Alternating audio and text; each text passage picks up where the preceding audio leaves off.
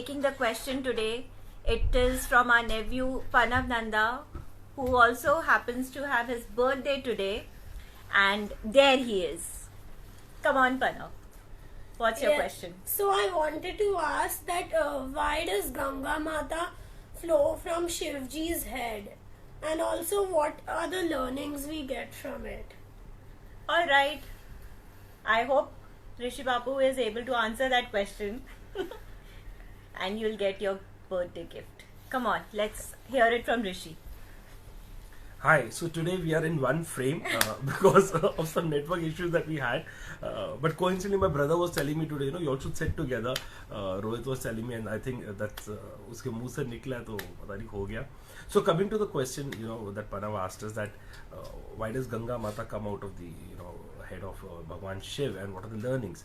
तो होता क्या कि एक राजा थे, उनका नाम था महाराज सागर, और उनके 60,000 पुत्र थे, 60,000 किड्स, और वो एक यज्ञ करते हैं जिसके द्वारा वो जो पूरी धरती पे अपना राज्य जो है वो फैलाना चाहते थे, और उनका जो एक घोड़ा होता है वो पूरे पृथ्वी पे वो क्या कहते हैं जा रहा होता है, और वहां पर अचानक से इंद्र देवता को लगता है कि अरे अगर ये पूरी धरती एक ही राजा की हो जाएगी तो वो तो मेरे दरबार तक भी पहुंच जाएंगे, इंद्र के दरबार पे, he is the king of God's.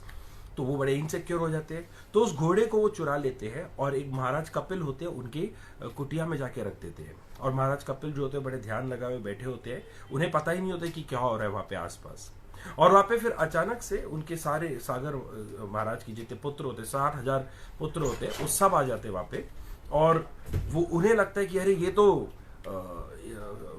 Says Kapil ने ही चुराया हुआ है यहाँ पर, तो वो उनके ऊपर चोरी का इल्जाम लगाते हैं। अब जैसे चोरी का इल्जाम लगता है तो उस साधु कपिल को बड़ा गुस्सा आ जाता है और वो 60,000 लोगों का वध कर देते हैं। अब जिस कारण क्या होता है कि उनकी जो आत्मा है वो तड़प रही होती है क्योंकि भस्म हो गई, मृत्यु हो गई, ओके, और उनकी बड़ी बुरी तरह उनकी मृत्यु होती है। तो उनके फिर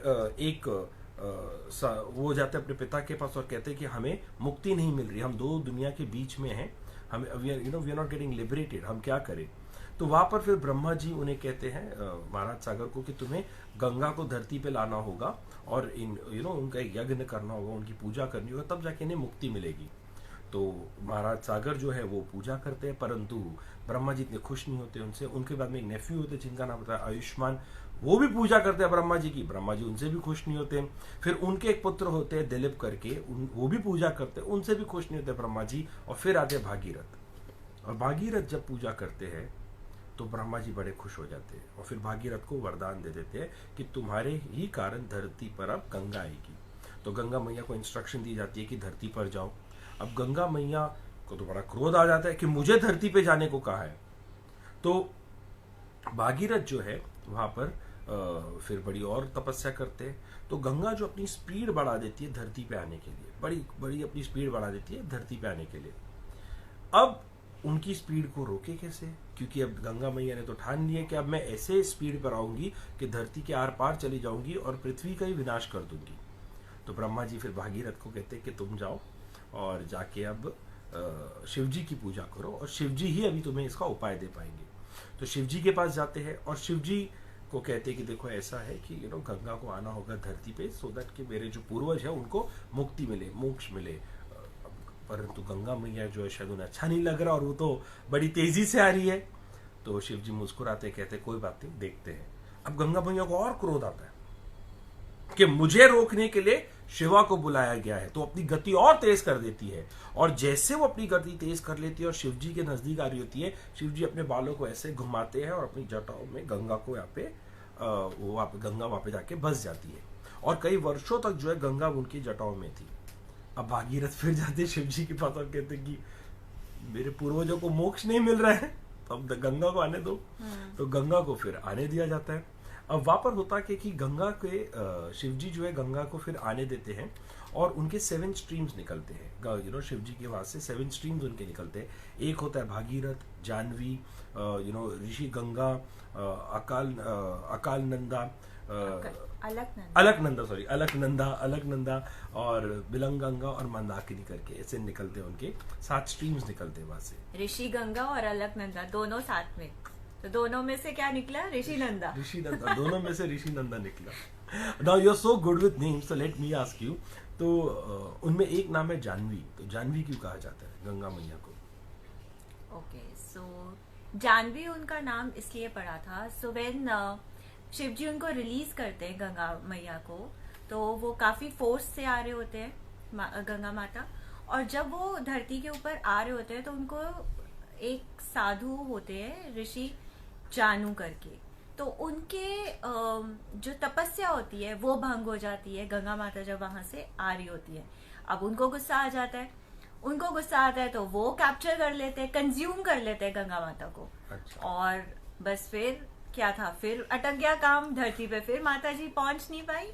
फिर भागीरथ जी जो है वो ऋषि जानू के पास जाते हैं और उनसे फिर रिक्वेस्ट करते हैं कि प्लीज हमारा काम अटक रहा है, तो आप अपना क्रोध छोड़िए और हमारा प्लीज जो काम है जिसके लिए धरती माता को नीचे आना जरूरी है वो होने दीजिए. एंड देन ऋषि जानू रिलीजेस गंगा माता फ्रॉम हिज ईयर. ओके. क्योंकि ईयर से आती हैं और क्योंकि उनके अंदर से निकली हैं, दैट इज वाई उनको उनकी डॉटर, मतलब ऋषि जानू की डॉटर भी कहा जाता है, और इसलिए उनका नाम जानवी पड़ा. Oh, very nice, very nice. देखा, I am prepared Rishi. Very nice, you are always prepared.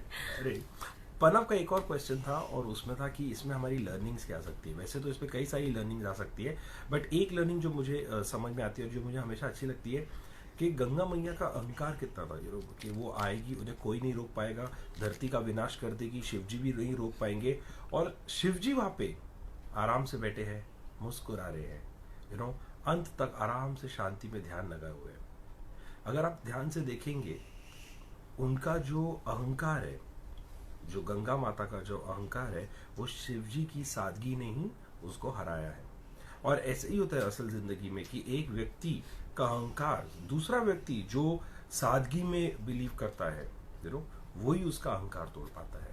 तो आई नो इम्प्लीमेंट करना मुश्किल होता है, क्योंकि अगर एक आदमी एरोगेंट होता है, हम भी एरोगेंस अपना दिखा देते हैं, परंतु eventually if you look at history also, the downfall of an arrogant person is genuinely because of a humble person, है ना.